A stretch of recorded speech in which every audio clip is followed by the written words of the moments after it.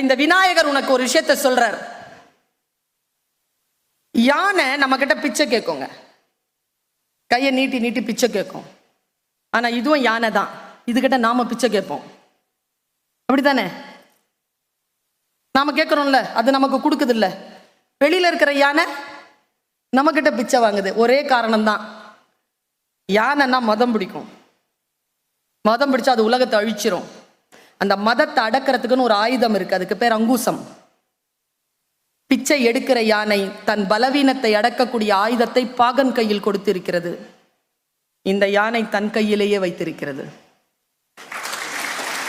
எந்த ஒரு மனிதனும் தன் பலவீனத்தை அடக்கக்கூடிய ஆயுதத்தை அடுத்தவர்கள் கையில் கொடுத்திருப்பானோ அவன் பிச்சை எடுப்பான்.